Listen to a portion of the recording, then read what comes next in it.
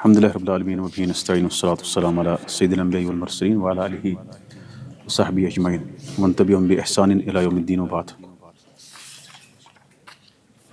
اليوم إن شاء الله نبدأ من قوله المقصود بمختلف الحديث عند المحدثين. ما المقصود بمختلف الحديث عند المحدثين؟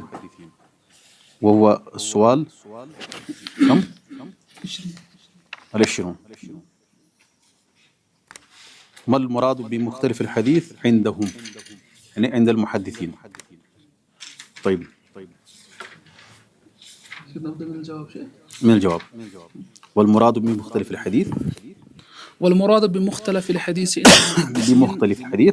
بمختلف الحديث عند المحدثين الحديث المقبول المعارض بمثله مع إمكان الجمع بينهما، ومثاله حديث لا عدوى ولا طيرة مع حديث فر من المجذوم فرارك من الأسد، وكلاهما في الصحيح وظاهرهما التعارض، ووجه الجمع بينهما هو أن هذه الأمراض لا تعدي بطبعها، لكن الله تعالى جعل مخالطة المريض للصحيح سببا لإعدائه مرضه، وقد يتخلف ذلك عن سببه كما في غيره من الأسباب.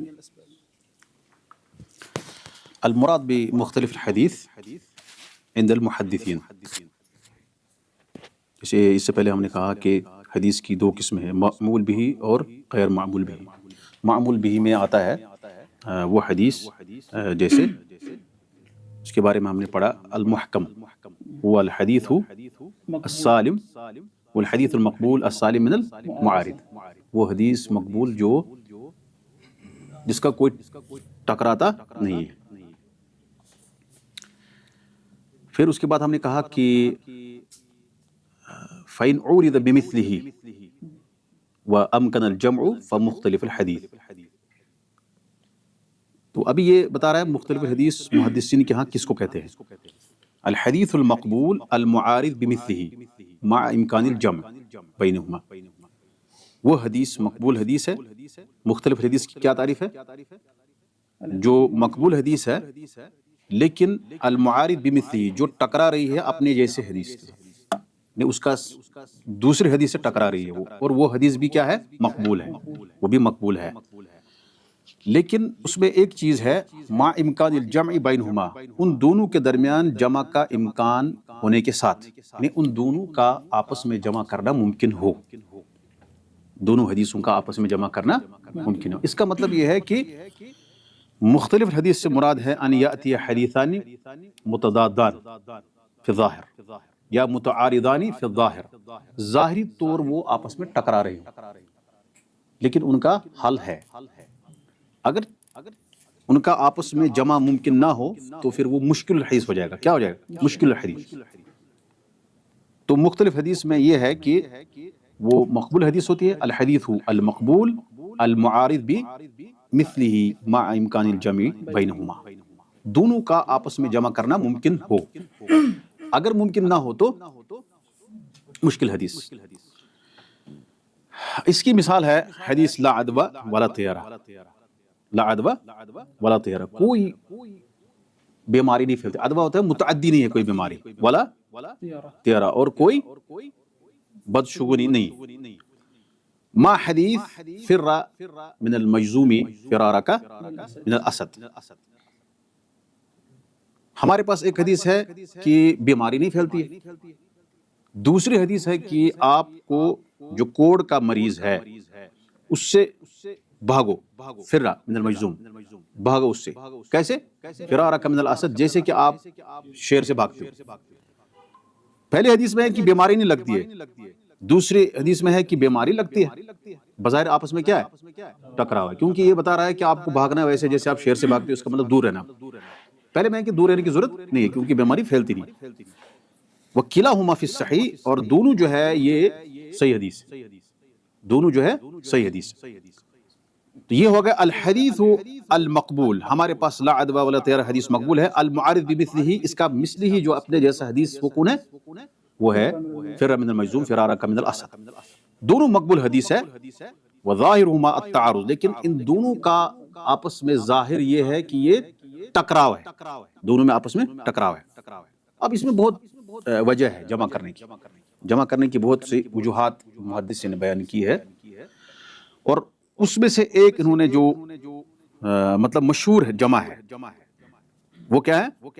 کہہ رہا دونوں کا وجہ الجمع بینہما ہوا، دونوں کو جمع کرنے کی وجہ کیا ہے، تفسیر کیا ہے، نہیں کیسے ہم جمع کر سکتے ہیں، ان کو تعارض کیسے دور کر سکتے ہیں۔ دیکھو جمع کا مطلب ہوتا ہے اعمال الحدیثین، دونوں حدیثوں کو ان کو چلانا، ان پہ عمل کرانا، اعمال لا احمال احدہما، بلکہ دونوں کو کیا کرنا ہے، دونوں کو چلانا ہے، دونوں پہ عمل کرنا ہے، اس کو کہتے ہیں جمع کرنا۔ وَهُوَ أَنَّ هَذِهِ الْأَمْرَاض لَا تُعْدِي بِطَبْعِهَا، یہ بیماریاں جو ہوتی ہے وہ خود بخود پھیلتی نہیں ہے، یعنی بذات خود ان کا وہ مؤثر نہیں ہوتی ہے، لیکن اللہ تعالی جعل مخالطة المریض للصحیح سببا لإعدائه مرضه، لیکن اللہ تبارک تعالیٰ نے یہ مریض کے ساتھ ملنا، اس کے ساتھ جوڑ جانا، اس کے ساتھ مخالطہ کرنا، اس کے ساتھ اختلاط کرنا، یہ اللہ تبارک تعالیٰ نے صحیح تندرست آدمی کو سبب بنایا کہ اس مریض کی بیماری اس کو لگ جاتی ہے، یہ سبب ہے۔ کیا ہے؟ بیماری خود نہیں پھیلتی ہے، بلکہ کیا ہوتا ہے، یہ اختلاط جو ہے یہ سبب اللہ تعالیٰ نے بنایا۔ یہاں تک سمجھے نا، اختلاط اللہ تعالیٰ نے یہ سبب بنایا ہے کہ ایک آدمی بیمار ہے، تندرست آدمی اس کے بغل میں بیٹھتا ہے، ساتھ میں بیٹھتا ہے، تو یہ ساتھ میں بیٹھنا مخالطۃ المریض جعلہ اللہ سببا لإعدائی مرض، اس کے مرض کا اعداء مطلب ہوتا ہے کہ پھیلنا، جیسے کوئی چیسٹ مریض ہوتا ہے، اب وہ اس میں جائے گا ہاسپٹل میں، وہاں خطرہ ہے اس کو، سبب ہے کہ لگ سکتی ہے اس کو بیماری، یہ سبب ہے، لیکن وقد يتخلف ذلك عن سببه، کبھی کبھار یہ نہیں ہو سکتا، کبھی کبھار جو ہے بل ملا ہے، وہ بیمار کے ساتھ لگا ہوا ہے وہ، لیکن تب بھی اس کو بیماری نہیں لگتی ہے، کما فی غیر من اسباب، جیسے کہ دوسرے اسباب ہے کہ ہمارے پاس سبب ہے لیکن وہ ہوتا ہی نہیں، کبھی کبھار ایک انسان وہ دوا لیتا ہے، مریض ہے، اس کو فرق نہیں ہوتا ہے، لیکن دوسرا مریض وہی دوا لیتا ہے، اس کو فرق ہو جاتا ہے، تو اس کا مطلب ہے کہ سبب ہے یہ، لیکن وقت یتخلف، کبھی کبھار نہیں کر سکتا اثر۔ اب دور رہنا کیوں ہے اس کو؟ دور اس لیے ہے کہ کہیں اس کو ایسا نہ ہو کہ اگر میں اس کے ساتھ نہ بیٹھتا تو مجھے بیماری نہ لگتی، اگر میں اس کے ساتھ نہ بیٹھتا تو میں بیماری نہ لگتی۔ اس وہم کو دور کرنے کے لیے نبی صلی اللہ علیہ وسلم نے فرمایا کہ آپ بھاگ جاؤ اس کوڑ کے مریض سے، جو ہے کوڑ کے مریض مطلب کیا ہوتا ہے، مجزوم، وہ جس کو تتھ کیا ونان اس کاشر پہ میون مینلات ونان اللہ تعالیٰ، کیونکہ مطلب بہت زیادہ اثر کرتی ہے، اس وہ مجزوم یہاں پر مراد ہے۔ ایک ہوتا ہے کہ مطلب جس کو داغ ہوتے ہیں نا وہ سفید وغیرہ، وہ نہیں، بلکہ وہ اثر انداز ہوتی ہے، اس کے ساتھ بیٹھنے سے یہ ہوگا کہ وہ لگ سکتی ہے لیکن نہیں بھی لگ سکتی ہے، اور جس کو جتنا زیادہ اعتماد ہوگا اس کو نہیں لگے گی، اگر لگ بھی جائے اس کو بعد میں کیا ہوگا کہ اسلام نے اس کو وہم دور کرنے کے لیے، کیونکہ وہم کی جو بیماری ہے اس کا علاج بہت مشکل ہے، 90% لوگ جو ہے وہم کی وجہ سے بیمار ہوتے ہیں، 90 سے بھی زیادہ، وہم کا کوئی علاج نہیں۔ جیسے مطلب کوئی پیر فقیر کے ہاں جو جاتے ہیں نا، جو دم کراتے ہیں غیر شرعی دم، ان کا بھی یہی وہم ہوتا ہے، زیادہ ہوتا کچھ نہیں، اور جس کے پاس بھی جائیں گا اس کو فرق پڑے گا، اس کو لگے گا کہ مجھے فرق ہو گیا، لیکن فرق جو ہے وہ کس طرح سے ہوا ہے، وہ اصل میں اس کا وہم تھوڑا دور ہوا ہے۔ جیسے ایک غیر مسلم جو ہے مسلمان کے پاس دم کرانے کے لیے آتا ہے تو ہو جاتا ہے ٹھیک، ہوتا کہ نہیں ہوتا ہے؟ اگر غیر مسلم نے کہا، مثال غیر مسلم نان مسلم، وہ آئے گا مسلمان کے پاس دم کرنے کے، مسلمان نے اس کو دم کیا، مولوی صاحب نے، اس کو ٹھیک ہوگا، وہ ٹھیک ہوگا۔ جیسے وہ بچھو کو اس نے کاٹا تھا سعید الحائی کو، پھر جو ہے ایک صحابی نے اس پہ دم کیا تو ٹھیک ہو گئے وہ، تو اس کو وہم ہے، کس کو؟ اس کو لگتا ہے اس سے ہوگا مجھے فرق۔ یہ وہم کو دور کرنے کے لیے جو شخص یہ سمجھتا ہے کہ بھائی میں اس کے ساتھ بیٹھنے سے مجھے بیماری لگ گئی، اگر میں نہ بیٹھتا، یہ نہ بیٹھتا، اس کو دور کرنے کے لیے نبی صلی اللہ علیہ وسلم نے فرمایا کہ دور رہو آپ۔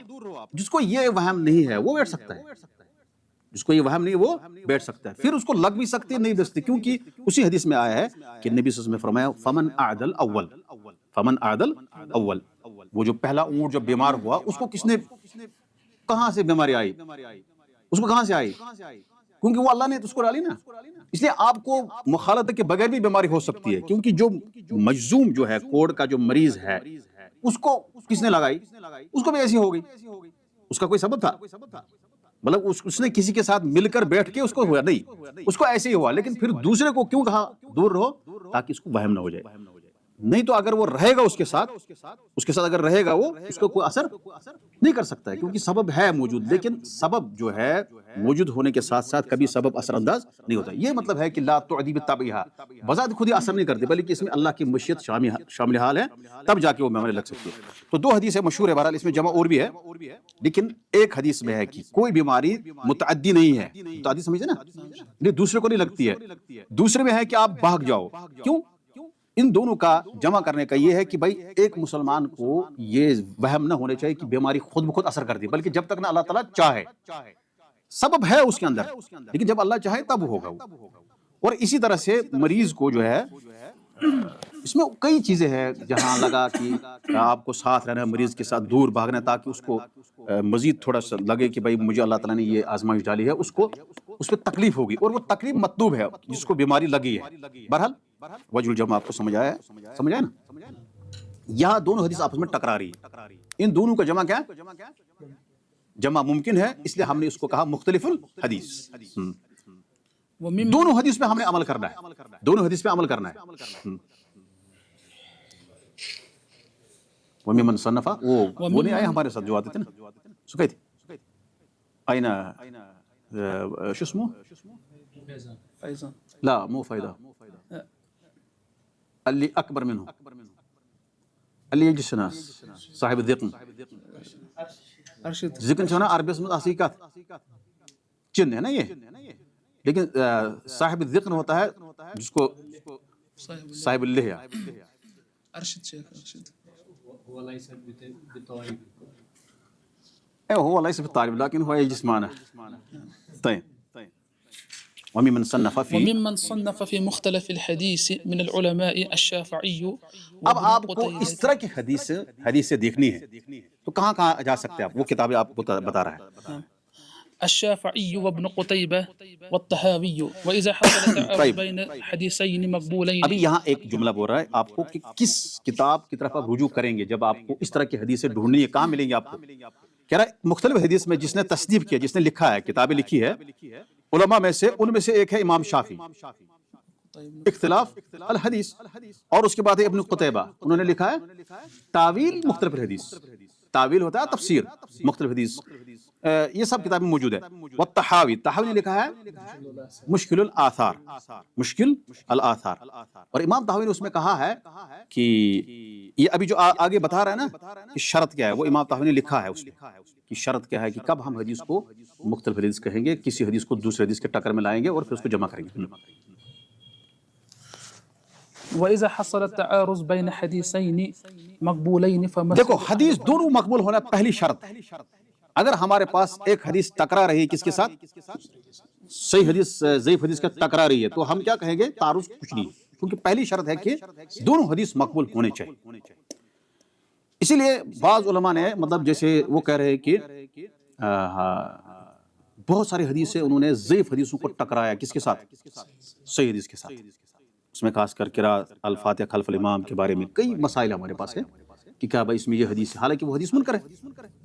من کان لہ امام فقراءۃ الامام لہ قراءۃ، بھائی یہ حدیث لایا کہ بھائی سورہ فاتحہ پڑھنا ہے، لا صلاۃ بفاتحۃ الا بفاتحۃ الکتاب، یا لا صلاۃ الا بام القرآن، حدیث ہے مشہور صحیح حدیث ہے، لیکن اس کے ٹکر میں لایا کس کو؟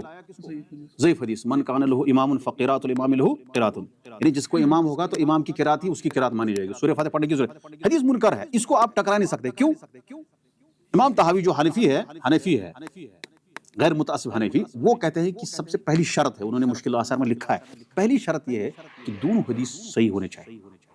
اسی لیے جو مناظرہ ہوتا ہے نا، مناظرے میں سب سے پہلی شرط یہ ہے کہ مناظر آپس میں جو دو مناظر ہوتے ہیں، مناظرانی حاضرانی عندنا لا بد ان یکونا فی مستوى واحد، دونوں ایک مستوى میں ہونے چاہیے، سیم، یعنی کہ ایک آدمی پی ایچ ڈی کر کے آیا ہے، دوسرا آیا ہے وہ اس نے پڑھا ہی نہیں، اس نے ادھر ادھر سے کر کے علماء سے وہ کر کے ادھر ادھر سے کیسٹ کر کے جمع کر کے کیا نہیں، یا اس نے ایم اے کیا، ماسٹرز کیا، یا اس نے کسی مطلب کالج میں پڑھا ہے جہاں پہ مطلب کلاسیکل فقہ پڑھا جاتی ہے، وہ مناظرہ نہیں کر سکتے. کیوں؟ کیونکہ پہلے دونوں کا برابر ہونا بہت ضروری ہے، لیول برابر ہونی چاہیے. اور یہ مناظرے میں سب سے پہلی شرط ہے. اس لیے امام شافعی نے کہا کہ جب بھی میں نے جاہل سے مناظرہ کیا میں ہار گیا. کیوں؟ کیونکہ وہ نہیں مانے گا آپ کو، وہ آپ کو پھر گالیاں دے گا. وہ عالم سے آپ مناقشہ کر سکتے ہیں، اس کو مناقشہ بھی کہہ سکتے ہیں آپ، مناظرہ بھی کہہ سکتے ہیں، جو بھی آپ کہیں. دونوں کا آپس میں کیا ہونا ہے؟ دونوں صحیح ہونے چاہیے، مضبوط ہونے چاہیے علم میں. اسی طرح سے دونوں حدیثوں کا آپس میں جب ٹکرا ہوگا تو دونوں کیا ہونے چاہیے؟ صحیح. یعنی کہ صحیح حدیث آپ لا کے کھڑا کر دیں گے، وہ نہیں چلے گا. شرط ہے یہ. اسی لیے یہاں پر جو جملہ ہے وَإِذَا حَصَلَ تَعَارُضٌ بين حديثين المقبولين فمسير أهل هذا الفن عند ذلك. ایوہ اب کہہ رہا ہے کہ جب دو حدیثوں میں تعارض ہو جائے گا حاصل، یعنی جب دو حدیثیں آپس میں ٹکرائیں جو مقبول ہے، تو اس فن کا جو طریقہ کیا ہے؟ مسیر ہوتا ہے اصل میں انجام. اس فن والوں کا انجام، یعنی اس فن والوں کا طریقہ یہ ہے اس وقت الف. ٹھیک، الجمع بين مدلوليهما ان امكن كما في مختلف الحديث. ان دونوں کا جو مدلول ہے، مدلول سے مراد دلالت کرتے ہیں، ہاں، ان دونوں کو مدلول کو جمع کرنا اگر ممکن ہو، جیسے کہ مختلف حدیث میں ہوتا ہے. پہلا یہ پہلی چیز ہے. پہلے کیا کرنا ہے؟ اس کو ترتیب یاد رکھنا بہت ضروری ہے. پہلے کیا کرنا ہے؟ پہلے جمع کرنا ہے. ٹھیک. وإن لم يمكن الجمع بينهما بحث عن التاريخ وَإِن لَمْ يُمْكِنِ الْجَمْعُ بَيْنَهُمَا بحث عن التاريخ فإن عرف فالمتأخر ناسخ بحث للمتقدم. او بحث، کیونکہ یہ لازم نہیں متعدی ہے. ٹھیک، ہم اس کو بنا سکتے ہیں مجہول. لازم اور متعدی پڑھا ہے نا آپ نے، نعم شيخ. جس کو ہاں يتعدى الى المتعدی يتعدى الى مفعول او مفعولین، اور لازم ضرورت نہیں ہوتی ہے. ٹھیک. ہمارے پاس ایک پہچان تھی، ہمیں استاد بتا رہا تھا جب ہم پڑھ رہے تھے سلفے کالج میں. وہ بتا رہے تھے، نحو کے استاد تھے بڑے مشہور، ابھی تو نہیں ہے سلفے کالج میں. انہوں نے کہا تھا کہ پہچان کیا لازم متعدی کی، جس کا ترجمہ غالب، کیونکہ قاعدہ غالب پہ ہوتا ہے مبنی، وہ سے ترجمہ ہوگا تو وہ کیا ہوگا؟ سمجھو وہ کیا ہے؟ وہ لازم ہے. اور جس کا ترجمہ اردو میں اس سے ہوگا، غالب ہوتا ہے کہ کیا وہ اکثر متعدی ہوتا ہے. اگر کسی جگہ پہ اس کے خلاف ہے، بہت کم افعال ہے، ہم نے دیکھے بہت کم افعال ہے. تو یہاں پہ بحثا، اس نے بحث کیا. تو جیسے ضربہ، اس نے مارا، تو متعدی ہے. لیکن اس کے مقابلے میں کرما، وہ کیا ہوگا؟ کرما ہوتا ہے وہ بزرگ ہو گیا، تو آپ سمجھو کہ یہ لازم ہے. یہاں پہ ہم کہہ سکتے ہیں وہی سا. فإن عرف فالمتأخر ناسخ للمتقدم. اگر پہلا چیز ہے دو حدیث ٹکرائے تو ہمیں کیا کرنا ہے؟ جمع کرنا ہے اگر ممکن ہو. اگر جمع ممکن نہ ہو تو ہم تاریخ دیکھیں گے کہ متقدم اور متاخر کون حدیث. تو اگر تاریخ کا پتہ چل گیا، اگر فإن عرف، اگر پہچانی گئی کیا تاریخ کا پتہ ہمیں چلا، فالمتاخر ناسخ، تو لاسٹ والا کیا ہوگا؟ جو بعد میں متاخر وہ ناسخ ہے للمتقدم، پہلے کے لیے.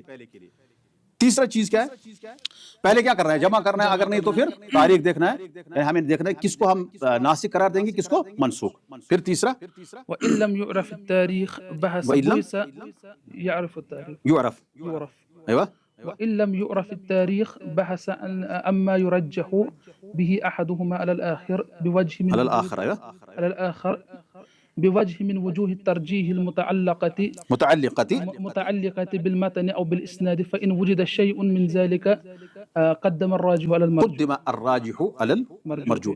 کہہ رہا اگر تاریخ کا علم نہ ہو، تاریخ کی پہچان نہ ہو جائے ہمیں، تو ہم اس چیز کے بارے میں تلاش کریں گے جو ان دونوں میں سے ایک کو راجح ہم قرار دیں گے، جس میں سے ہم دونوں کو کیا، دونوں میں سے ایک کو راجح قرار دیں گے. بوجہ من وجوہ الترجیح، ایک ہم وجہ نکالیں گے. ترجیح کے کئی وجوہات ہیں، ان میں سے ایک وجہ ہم کی وجہ سے اس کو ہم ترجیح دیں گے.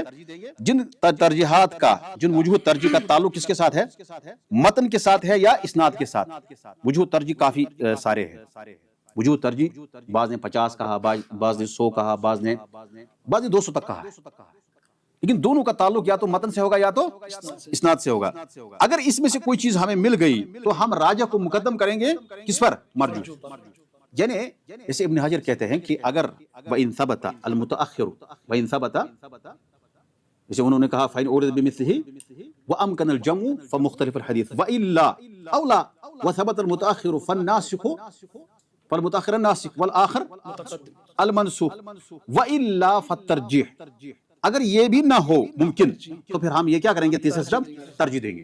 اور ترجیح کے کئی مطلب اس کے اسباب ہوتے ہیں، ریزنز ہوتے ہیں. ہم ان میں سے ایک کو لیں گے اور ہم کہیں گے کہ مطلب یہ راوی خود اس میں مطلب دو اختلاف ہو جائے. دو حدیث ہمارے پاس ہے. ایک حدیث ہے کہ بھائی نبی صلی اللہ علیہ وسلم نے میمونہ سے نکاح کیا، تزوج النبی صلی اللہ علیہ وسلم میمونہ وہو محرم، اور دوسرے میں ہے کہ وہ حلال ہے نا، مشہور حدیث. ایک حدیث میں آیا ہے کہ نبی صلی اللہ علیہ وسلم نے میمونہ سے نکاح کیا اس حال میں کہ آپ محرم تھے، حالت احرام میں آپ نے نکاح کیا. دوسری حدیث ہمارے پاس ہے کہ ایک ابن عباس کی حدیث ہے کہ تزوج النبی صلی اللہ علیہ وسلم میمونہ وہو، یہ حدیث وہو محرم. دوسری حدیث ہے کہ وہو حلال، کہ ابو رافع کہتا ہے کہ نبی صلی اللہ علیہ وسلم نے میمونہ سے نکاح کیا لیکن آپ حالت احرام میں نہیں تھے بلکہ حلال تھے. اب دو حدیث آپس میں کیا کریے؟ ٹکرا رہی ہے. ہم یہاں جمع نہیں کر سکتے، ہم یہاں جمع نہیں کر سکتے. تو ہم کیا کریں گے؟ دونوں میں سے ایک کو ترجیح دیں گے. کس کو ہم ترجیح دیں گے؟ ہم دیں گے وجوہ ترجیح کی بنیاد پر. ہمیں ترجیح کے کچھ اسباب ہوتے ہیں اور اس میں سے کچھ کا تعلق ہوتا ہے متن کے ساتھ، کچھ کا سند کے ساتھ. ہمارے پاس ایک سبب ہے ترجیح دینے کا، وہ یہ ہے کہ یہ جو صحابی کہہ رہا ہے کہ نبی صلی اللہ علیہ وسلم نے نکاح کیا میمونہ کے ساتھ حالت لا حلال میں، تو وہ خود جو ہے اس میں شامل تھے. انہو باشر القصہ، یعنی کون الراوی باشر القصہ، راوی خود اس میں حاضر تھا. جیسے آپ کہتے ہیں میں خود تھا وہاں، آپ کیسے کہہ سکتے ہیں؟ آپ نے کسی سے سنا، لیکن وہ جو بیان کر رہا ہے ابو رافع وہ خود اس میں حاضر اس نکاح میں تھے، اور اس لیے جو ہے ہم اس کو مقدم کریں گے، اس کو ہم راجح کرا دیں گے، اور ابن عباس کی حدیث کو ہم مرجو کرا دیں گے. یہ اس کا مطلب زیادہ مطلب یہ ہے کہ ابن عباس کی حدیث کو ہم کیا کہیں گے؟ مرجو، جس میں یہ ہے کہ نبی صلی اللہ علیہ وسلم نے میمونہ کے ساتھ نکاح کیا حالت احرام میں. جبکہ صحیح حدیث دوسری ہے کہ محرم جو ہے وہ نہ نکاح کر سکتا ہے، لا ينکح ولا ينکح، نہ وہ نکاح کر سکتا ہے نہ ہی وہ کسی کا نکاح کرا سکتا ہے، نہ کرے گا اور نہ وہ پیغام دے گا. بہرحال یہ ترجیح کے کئی وجوہات ہیں، بعضهم اوصلها الى 200 ترجیح. کتنا سٹیپ ہو گئے؟ 3. طيب فإن لم يمكن الجمع ولا النسخ ولا الترجيح توقف عن العمل في الحديثين. توقف عن العمل في الحديثين. اگر جمع کرنا ممکن نہ ہو اور نہ ہی نسخ ہو نہ ہی ترجیح ہو تو کیا کریں گے ہم؟ وَإِلَّا فَالتَّوَقُّفُ، تو ہم رک جائیں گے، حدیث پہ عمل نہیں کریں گے، نہ اس پہ نہ اس پہ. جملہ پڑھو پھر اس کے بعد میں بتاؤں. هذا إذا كان المتعارضان قويين، فإن كانت المعارضة من الضعيف للقوي فلا عبرة بها لأن القوي لا تؤثر فيه معارضة ضعيف. ہم نے پہلے کہا هذا اذا كان المتعارضان، یہ تب ہوگا جب آپس میں ٹکرانے والی حدیثیں قویین دونوں قوی ہوں. فإن كانت المعارضة من الضعيف للقوي، اگر معارضہ یعنی ٹکراؤ ہوگا ضعیف کی سے کس کا؟ قوی کے ساتھ، صحیح حدیث کے ساتھ، تو اس کا کوئی اعتبار عبرت نہیں ہے، اس کا کوئی اعتبار نہیں. کیوں؟ لأن القوی لا تؤثر فيه معارضة الضعیف، کیونکہ قوی جو ہے اس کو ضعیف کا ٹکرانا کوئی اثر نہیں کرتا ہے. اب یہ ابن حجر نے ترتیب بتایا. پہلا اسٹیپ کیا کرنا ہے ہمیں؟ جب آپس میں حدیث دو ٹکرائیں تو ہم کیا کریں گے؟ الجمع. اور دوسرا کیا کریں گے؟ العش، ہم تاریخ دیکھیں گے یعنی نسخ. دوسرا کیا ہے؟ نسخ. دوسرا کیا ہے؟ وہی نسخ، یعنی نسخ ہم منسوخ قرار دیں گے ایک کو اور دوسرے کو ناسخ. یہ کیسے ہوگا ممکن؟ جب ہم تاریخ کا علم ہوگا. اس لیے ہم سیدھا جائیں گے دوسرے سٹیپ پہ. ہم سیدھا کہیں گے کہ النسخ، ہم دیکھیں گے کیا؟ نسخ. تیسرا سٹیپ کیا ہوگا؟ تیسرا ہوگا الترجیح. اور چوتھا کیا ہوگا؟ التوقف. اگر یہ نہ ہو تو یہ کریں گے اگر یہ بھی نہیں پتا ہے ہمیں کہ پہلی حدیث کون ہے بعد میں کون ہے تو پھر کیا کریں گے ہم ترجیح، اور ترجیح کئی ہمارے پاس ہے، کئی وجوہ ترجیح۔ اگر ایسا بھی ممکن نہ ہو تو ہم اس کو کیا کریں گے، ہم عمل نہیں کریں گے حدیث پر۔ یہ ابن حجر رحمۃ اللہ علیہ نے ترتیب بتائی، یعنی اسٹیپ جو ہے نا یہی ہے ان کے نزدیک۔ لیکن ہم نے جب دیکھا نا، مطلب جب حدیث تخریج کر رہے تھے اور ہمارے استاد بھی بتا رہے تھے، دنیا میں نہیں ہے، اللہ تعالیٰ ان کو مغفرت کرے، ان کا الگ تھا۔ وہ کہتے تھے کہ سب سے پہلے ہمیں یہ کرنا ہے، کیا کرنا ہے، سب سے پہلے ہمیں نسخ۔ اگر ہمارے پاس دو حدیثیں ٹکرا رہی آپس میں، اور یہ زیادہ مجھے اچھا لگا، یعنی پہلا سٹیپ یہ تو 4 سٹیپ ہے، لیکن وہ کہہ رہے سب سے پہلے ہمیں کیا کرنا ہے، ہمیں نسخ دیکھنا ہے۔ ہمارے پاس 2 حدیث ہے، جیسے ہمارے پاس ابن عباس یا اس طرح کی، ہم کو دیکھنا ہے کہ اس میں اگر اس میں سے ایک منسوخ ہوگی تو ہم کیا کریں گے، ہم چھوڑ دیں گے، بات ختم، پھر ہمیں جمع کرنے کی ضرورت نہیں ہے۔ کیوں؟ کیونکہ جمع کرنے میں بعض اوقات تکلف ہوتا ہے، جمع کرنے میں کیا ہوتا ہے، تکلف ہوتا ہے۔ وہ کہتا ہے کہ یہ 2 قصے ہے، یہ وہ ہے، یہ ہے، اس کو تکلف ہو جاتا ہے۔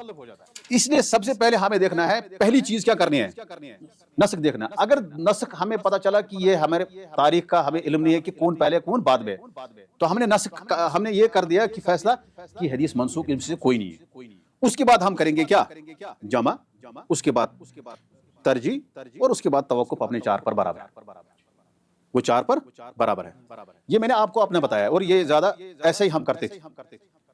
ہم حدیث کو جب آپس میں ٹکرائے، سب سے پہلے ہم جاتے تھے کیا، نسخ۔ آگے ہم نسخ پڑھیں گے، نسخ کیا ہوتا ہے، منسوخ، یعنی جس کو ختم کیا، ابھی اس پہ عمل نہیں کرنا ہے۔ اور اس کے بعد کیا کرنا ہے، اس کے بعد ہمیں جامع، اگر وہ بھی ممکن نہ ہو تو پھر کیا کرنا ہے، ترجیح، پھر توقف۔ یہ 4 سٹیپ یاد رکھنا ہے، اور یہ سب سے اس پر جو ہے جو مشکل آثار بڑی کتاب ہے، مشکل آثار ٹھیک ٹھاک کتاب ہے، اور انہوں نے سند کے ساتھ حدیثوں کا بیان کیا ہے۔ بعض اوقات انہوں نے تکلف کیا ہے، بعض اوقات کیونکہ حنفی تھے، بعض اوقات جو ہے انہوں نے اپنے مذہب کی تائید کی ہے، لیکن متعصب نہیں تھے۔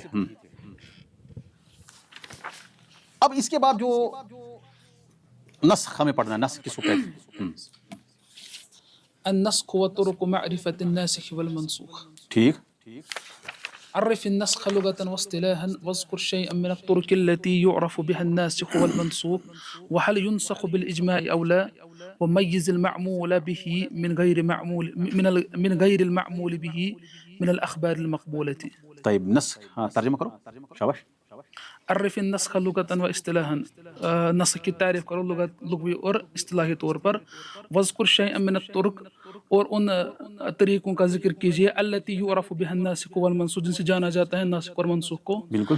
وحل ينسخ بالاجماع، اور کیا اجماع سے نسخ ہوتا ہے؟ سب سے اہم سوال، کیا اجماع نسخ کرتا ہے کہ نہیں کرتا ہے؟ ومیز المعمول به من غیر اور معمول به اور غیر معمول به کو کی تمیز کرو، الگ کرو من الاخبار المقبولہ، مقبول اخبار میں، یعنی مقبول احادیث میں آپ کو دیکھنا ہے کہ معمول بھی کون ہے اور غیر معمول بھی کون ہے۔ النسخ فی اللغہ، النسخ في اللغة يطلق على الإزالة وعلى ما يشبه النقل، وفي الاصطلاح رفع لغت الحكم۔ میں نسخ کہتے ہیں ازالہ، ہٹانا، زائل کرنا، اس کو کہتے ہیں نسخ، ہٹانا۔ اور دوسرا معنی ہے اس کا نقل کرنا۔ دو اطلاق ہے اس کا، پہلا ہے ازالہ، ہٹا دینا، نسخ ما ننسخ من آیت او ننسها، ایک۔ دوسرا ہے نسخ کرنا، یعنی نقل کرنا، جیسے آپ کہتے ہیں نسخت ما فی الکتاب، انا نسخت ما فی الکتاب ما فی دفتری کا، انا نسخ، انا اريد انسخ، اريد اکتب۔ تو نسخ آپ مطلب یہ تھے آپ نقل کرتے ہیں، لیکن مع بقاء الاصل، جب آپ نقل کرتے ہیں کسی کتاب سے، کسی دفتر سے، کسی کے نوٹ بک سے، لیکن اصل باقی رہتی ہے، آپ ہٹاتے نہیں ہیں، اس کو وہی رکھتے ہیں، لیکن اس کا ایک دوسرا کاپی بناتے ہیں، اس کو کہتے ہیں، اس کو بھی نسخ کہتے ہیں۔ ایک نسخ ہوتا ہے سری سے کیا کر رہا ہے، ختم۔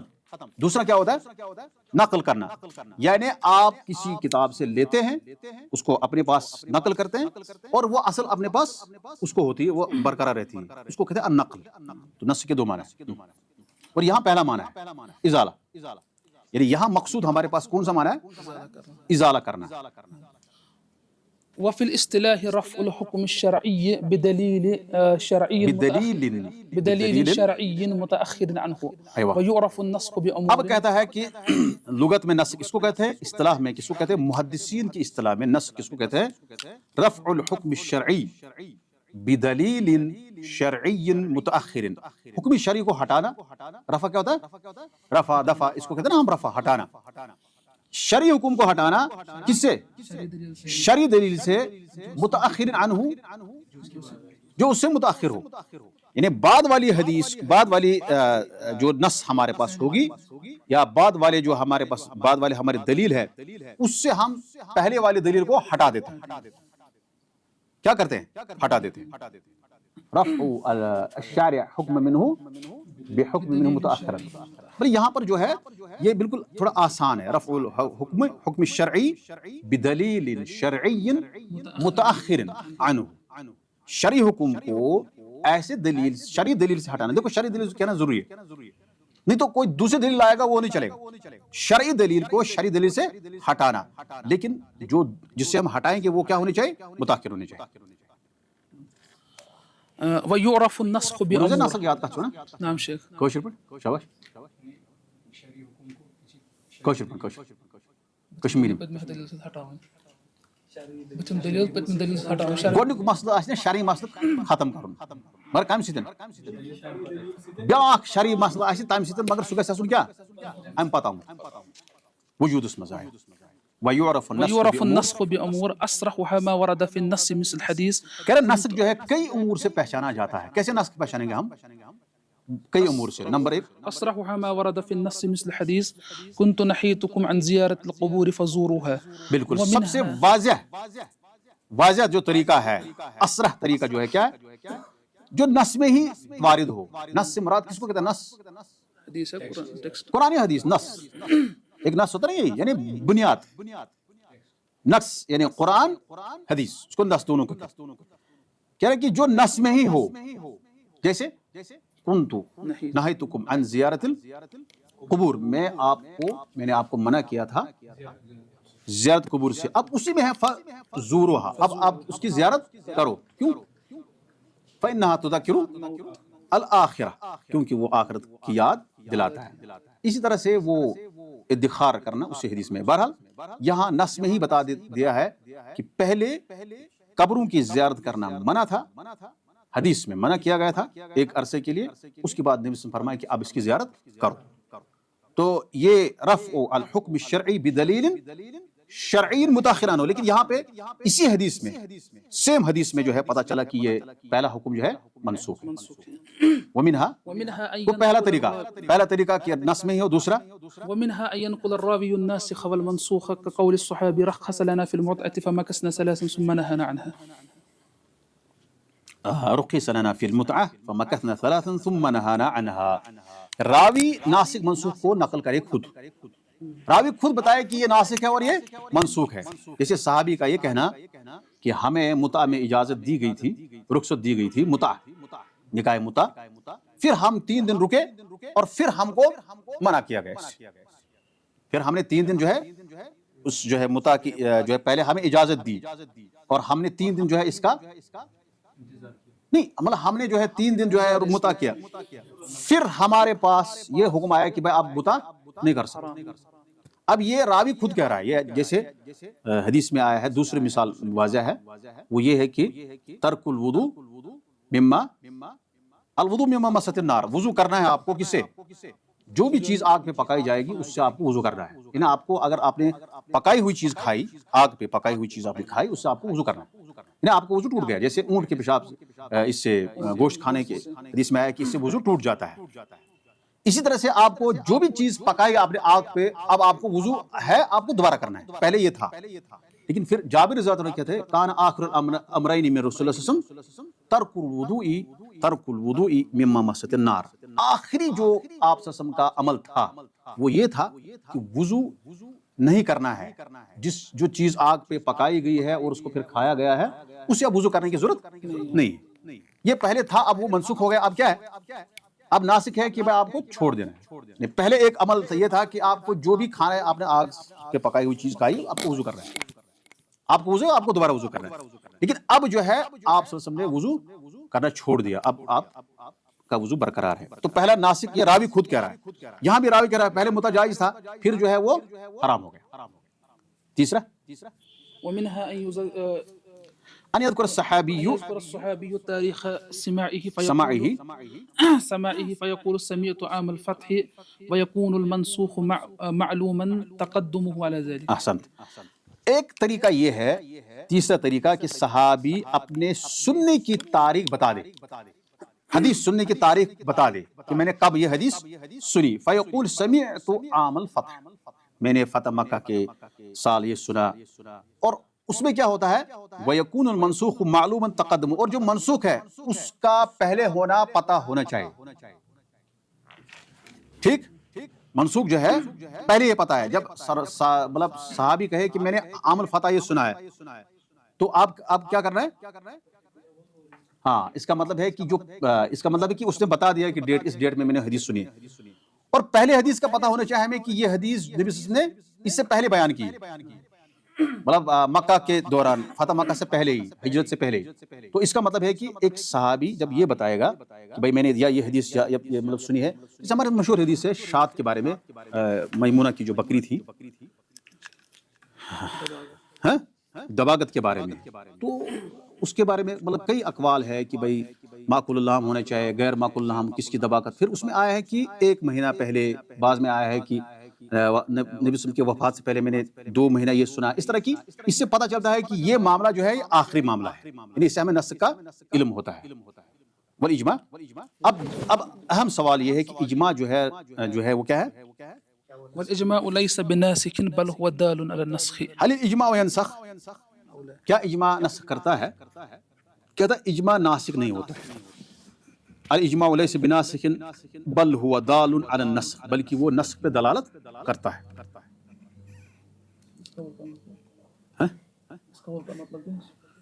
قول کا مطلب یہ ہے کہ اجماع جو ہے وہ ناسخ نہیں بن سکتا ہے، یعنی اجماع سے دلیل شرعی ہم اس کو نہیں بنائیں گے اور پھر پہلے والی دلیل کو ہٹا دیں گے۔ جیسے ابھی ہم نے کہا رفع الحکم الشرعی بدلیل شرعی متراخٍ عنہ یا متأخر عنہ، دونوں میں سے۔ اب ہمارے پاس شرعی دلیل، ہم اجماع کو مانیں گے، یہاں پہ نہیں، اجماع نسخ نہیں کر سکتا ہے۔ آپ کہیں گے اجماع العلماء علی کذا، سارے علماء اس پر متفق ہو گئے، لیکن بعد میں ہمارے پاس حدیث ہے کہ لیکن حدیث میں اس کا عکس ہے، تو اجماع سے ہم نسخ نہیں، آپ نہیں کہیں گے اجماع سے نسخ ہوا ہے، بلکہ ہم یہ کہیں گے اجماع یدل علی النسخ۔ ہم کہیں گے اگر یہ حدیث ہمارے پاس ہے، لیکن کہیں نہ کہیں یہ اجماع جو ہے دلالت کرتا ہے کس پر؟ نسخ پر، یعنی یہ سارے لوگوں کا کسی چیز پر متفق ہونا، اس کا مطلب یہ ہے کہ یہ جو حدیث ہے، کوئی دوسری حدیث ہے کہیں نہ کہیں جو ہمیں پتہ نہیں ہے، جو اس کو منسوخ کر رہی ہے۔ سمجھے؟ دیکھو خطیب بغدادی رحمۃ اللہ علیہ وہ کہتے ہیں کہ اجماع ناسخ ہے، اجماع، اور بعض معتزلہ بھی کہتے ہیں، لیکن راجح قول یہ ہے کہ اجماع لیس بناسخ بل یدل علی النسخ، بلکہ وہ کس پہ دلالت کرتا ہے؟ نسخ پہ۔ ہمارے پاس ایک مثال ہے، مثال کے طور پر اگر چیز دیکھو، سب سے پہلے آپ کو یہ چیز یاد رکھنی ہے کہ حدیث جو منسوخ ہے وہ تقریباً کچھ نے 17-18 حدیثیں بیان کی، بس کتنے کم حدیثیں منسوخ ہو چکی، لیکن زیادہ جب ہم نے اس پہ دراسہ کیا ہم کو لگا کہ 15 حدیثیں جو ہے منسوخ ہے۔ کتنے؟ 15 حدیث۔ ہمارے پاس ایک حدیث ہے کہ جب ایک شخص، ایک حاجی، چاہے مرد ہو یا عورت، جب وہ جاتا ہے کہاں، جب وہ جمرات کنکریاں مارتا ہے، اس کے بعد اس کا تحلل اول ہو جاتا ہے۔ تحلل اول سے مراد اب وہ جو ہے اپنی بیوی کے پاس سو سکتا ہے وغیرہ وغیرہ، اب اس کے مطلب کپڑے پہن سکتا ہے، تحلل اول ہو گیا اس کو۔ لیکن ایک حدیث ہے کہ اگر اس نے شام تک، غروب آفتاب تک اگر اس نے طواف افاضہ نہیں کیا تو اس کا تحلل اول ختم، اس کو کیا کرنا ہے؟ واپس احرام میں جانا ہے۔ یعنی اس کو جو رعایت دی گئی تھی کنکری مارنے کے بعد، اب اس کو طواف فوراً کرنا تھا، مغرب سے پہلے طواف افاضہ، یعنی اس کو جانا کہاں؟ مکہ ثم یفید الی منی، واپس جائے. کہہ رہا اگر اسی دن مغرب سے پہلے اس نے طواف افاضہ نہیں کیا، یہ حدیث ہے، تو اس کا کیا کرنا ہے؟ پھر اس کو تحل اول حاصل نہیں ہوا. لیکن اس حدیث پہ عمل نہیں ہے، اس حدیث پہ عمل نہیں ہے. کہہ رہا ہے کہ یہ حدیث جو ہے منسوخ ہے، لیکن اس کے نسخ پہ دلالت کیا کس نے؟ عمل نے. اس نے مطلب علماء کا جو عمل رہا ہے اس کے خلاف رہا ہے. اس کا مطلب کوئی نہ کوئی حدیث ہمارے پاس ہے جو اس معاملے کو کیا کر رہی ہے؟ نسخ کر رہی ہے. بعض علماء نے کہا کہ اس حدیث کے سرد میں کلام ہے. اس طرح سے ہمارے پاس جو شراب جب چوتھی مرتبہ پیے فقتلوا فی الرابعہ، چوتھی مرتبہ اس کو کیا کرو؟ قتل کرو. کہہ رہا ہے کہ یہ حدیث جو ہے علماء اس پر متفق ہے کہ اس پہ حدیث پہ عمل نہیں کرنا ہے. تو یہ اس پہ دلالت کرتا ہے کہ یہاں نسخ ہے. اس میں یہ اس روایت میں کیا ہے؟ یہ حدیث جو ہے منسوخ ہے. لیکن منسوخ حالانکہ بعض روایت میں اس کو اسی حدیث میں نسخ کا ذکر ہے، پر خلاصہ کلام یہ ہے کہ اجماع سے ہم سنت کو، حدیث کو نسخ نہیں کر سکتے. سنت سے قرآن کی آیت منسوخ ہو سکتی ہے، اس میں کوئی شک نہیں ہے، کیونکہ قرآن اور حدیث حکم میں برابر ہے. قرآن اور حدیث حکم میں کیا ہے؟ برابر ہے. لیکن یہاں پہ اجماع سے نسخ نہیں ہوگا. اجماع بلکہ دلالت کرتا کس پر؟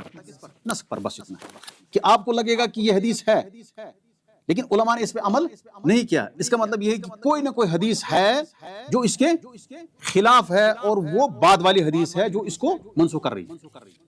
لیکن ہمیں پتہ نہیں، اس زمانے کے مجتہدین کو پتہ نہیں چلا. مثال کے طور پر مما تقدم نستطيع ان اجماع تو ہم نے بتایا نا پچھلی مرتبہ، اجماع کس کو کہتے ہیں؟ اتفاق الائمہ المجتہدین علی حکم فی عصر من العصور علی حکم شرعی او علی مسئلہ شرعیہ بعد وفات النبی صلی اللہ علیہ وسلم. یہ ہم نے بتایا کہ نبی صلی اللہ علیہ وسلم کے وفات کے بعد کسی مسئلے پہ وہ اجماع کر لے. ٹھیک، جیسے مطلب بعض علماء نے اجماع کیا کس پر کہ مطلب دوری رکھنی ہے کووڈ کے دوران، لیکن بعض نے اختلاف کیا. لیکن ایک علاقے تک، ایک ایریا تک اس کا اجماع رہا، اتفاق رہا، لیکن دوسرے کیا ہوگا؟ مخالفت. یا کوئی مسئلہ ہم کہیں گے، جیسے ہمارے پاس اجماع کس کو کہتے ہیں؟ ہم اس سے پہلے میں نے آپ کو بتایا کہ الماء طہور لا ینجس شیء، پانی پاک ہے، اس کو کوئی چیز ناپاک نہیں کرتی ہے. لیکن اس کے بعد حدیث الا ما غلب علی ریحہ ولونہ وطعمہ، وہ تین چیزیں ہیں. تو وہ حدیث ضعیف ہے، لیکن اجماع اس حدیث پر عمل کرنا، اجماع یعنی علماء نے اجماع کیا ہے کہ اس حدیث پہ عمل کرنا ہے، حالانکہ حدیث کیا ہے؟ ضعیف ہے. تو آپ اجماع جو ہے مجتہدین کا اتفاق ہوا کسی مسئلے پر کسی زمانے میں. اب بعد والے زمانے میں ضروری نہیں ہے، بلکہ اجماع کا بہرحال اصولی کے ہاں ہے. اجماع سکوتی ہے، پھر اس کے بعد اجماع صریح ہے. یہ الگ الگ چیزیں ہیں. بعض نے اجماع کا انکار کر دیا، لیکن اجماع ایک دلیل ہے، اس میں کوئی شک نہیں ہے کہ اگرچہ یہ پرائمری سورسز میں سے نہیں ہے لیکن سیکنڈری ہے. قرآن حدیث تو مین ہے، اس کے بعد کیا ہے؟ اجماع ہے، پھر اس کے بعد اجتہاد ہے، قیاس ہے. اور اس سے پہلے میں نے آپ کو کہا کہ قیاس جو ہے حجت ہے، اگرچہ بعض لوگ نہیں مانتے ہیں، ابن حزم وغیرہ ظاہری نہیں مانتے، لیکن عملی طور پر وہ بھی قیاس کو ماننے پہ مجبور ہے. مثالوں سے وہ مانتے ہیں قیاس کو، لیکن زبان پہ لاتے نہیں. ہمارے پاس اجماع صریح کی دلیل کیا ہے؟ مثال علماء کا متفق ہونا کہ دن میں 5 وقت نماز فرض ہے، حالانکہ سنت سے بھی ثابت ہے، لیکن اس حدیث کے عمل پر کیا ہے؟ اجماع ہے. حدیث میں تو، قرآن میں تو کہیں نہیں ہے کہ 5 وقت نماز فرض ہے. قرآن میں کہیں ہے؟ کہیں نہیں ہے. یہ حدیث میں ہے کہ آپ کو 5 صلوات فی الیوم واللیلہ. جیسے نبی صلی اللہ علیہ وسلم نے جب معاذ کو بھیجا کہاں؟ یمن، اس کا کہ آپ کو توحید کے بعد کیا کرنا ہے؟ 5 وقت نماز پڑھنا ہے دن اور رات میں. اب اس حدیث پر اجماع ہے اس کے عمل کرنے پر. یہ اجماع صریح ہے، اس میں کوئی شک نہیں ہے. اب اجماع سکوتی کیا ہے کہ سب نے صراحت نہیں کی، بعض نے کی ہے لیکن بعض نے سکوت کیا، خاموش اختیار کی. اس کو کہتے ہیں اجماع سکوتی. اور اس کی مثال ہمارے پاس یہ ہے کہ چور کا ہاتھ جو ہے یہ تب نہیں کاٹا جائے گا جب قحط سالی ہوگی. جس علاقے میں جہاں پہ بھوک زیادہ ہے، لوگوں کو کھانا میسر نہیں ہے، پھر وہ کھا رہا ہے بیچارہ، کھانے کے لیے چوری کر رہا ہے، اپنی جان بچا رہا ہے، تو آپ ہاتھ نہیں کاٹ سکتے وہاں. بعض علماء نے اس پہ صراحت کے ساتھ کہا کہ بھائی ایسا نہیں کر سکتے، اور بعض جو اس وقت تھے تو وہ کیا خاموش رہ گئے. وہ کیا رہے؟ خاموش. جیسے عمر رضی اللہ عنہ کے زمانے میں وہ کیا خاموش ہو گئے. کیوں؟ اس کو کہتے ہیں اجماع سکوتی، یعنی ان کا خاموش رہنا، اس کا مطلب وہ بھی اس اتفاق مطلب اس رائے سے اتفاق کرتے ہیں، اگر ان کو اختلاف کرنا تھا وہ بتا سکتے تھے، اس کو اجماع سکوتی کہتے ہیں، اگر پھر اختلاف ہے اجماع سکوتی حجت ہے یا کہ نہیں، لیکن بہرحال یہ مثال میں نے آپ کو بتا دیا اجماع، لیکن یہ اجماع کب ہوگا؟ یہ اجماع کسی حدیث کو نسخ نہیں کر سکتا ہے، بس یہ مما تقدم نستطيع أن نميز بين المعمول به وغير المعمول به من الأخبار المقبولة وذلك فيما يلي. اب آپ کو معمول بھی اور غیر معمول بھی فرق کرنا ہے، کس کو کہتے ہیں؟ المعمول به من الأخبار المقبولة هو المحكم المحکم، مختلف کس کو کہتے ہیں الحديث. محکم؟ قرآن میں محکم الگ ہے، اس میں محکم الگ، کس کو کہتے ہیں محکم؟ حدیث السالم من الحدیث المقبول، السالم من المعارض، جو معارضہ سے بالکل صاف. اس کے بعد مختلف الحديث، مختلف الحدیث، دوسری جس کو معمول بھی حدیث ہے وہ ہے محکم، دوسرا مختلف حدیث، تیسرا المتأخر فيما عرف فيه المتاخر فيما عرف فيه التاریخ، وہ متاخر حدیث جس کے بارے میں تاریخ کا پتہ چل گیا. الراجح فيما حصل فيه الترجيح، راجح حدیث جس میں ترجیح جو ہے ہوئی ہے. وغير المعمول به هو المتقدم فيما عرف فيه التاريخ، المتقدم فيما عرف فيه التاريخ، ایوہ المرجوح فيما حصل فيه الترجيح، المتوقف فيه.